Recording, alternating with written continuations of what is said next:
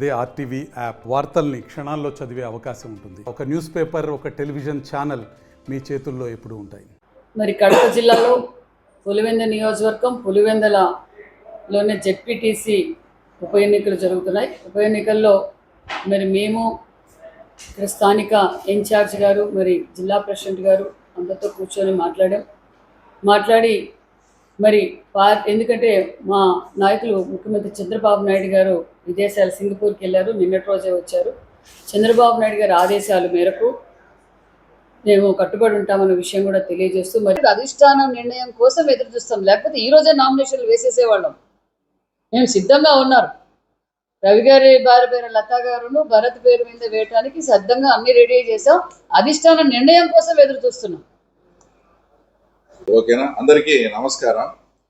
ముఖ్యంగా అందరికీ కూడా తెలుసు, తర్వాత ఇప్పుడు పులివెందుల జెడ్పీటీసీకి ఒక ఉప ఎన్నిక అనేది వచ్చింది.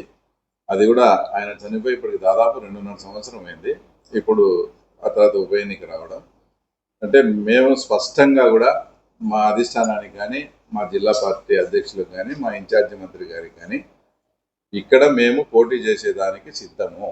అవసరమైతే మేము రాజకీయాల్లో మేము ఎంత రిస్క్ తీసుకునేదానికైనా ఆ తర్వాత మేము వెనుకాడడం లేదు. ఎందుకంటే అంతకుముందు రాజశేఖర రెడ్డి గారు ముఖ్యమంత్రిగా ఉన్నప్పుడే మా ఊర్లో మేము సర్పంచ్ కూడా కంటెస్ట్ చేసి గెలిచినాం రాజకీయాలు.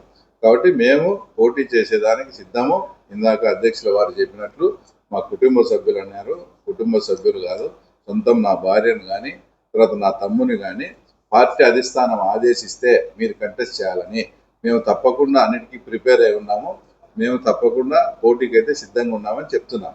అయితే మా అధిష్టానం ఏమి సూచన చేస్తుందో, ఏం డైరెక్షన్ ఇస్తుందో దాన్ని అయితే మాత్రం తప్పకుండా మేము పాటించాల్సిన బాధ్యత మా మీద ఉంది. కాబట్టి అధిష్టానం ఏ నిర్ణయం తీసుకున్నా కూడా మాకు ఆమోదయోగ్యమే.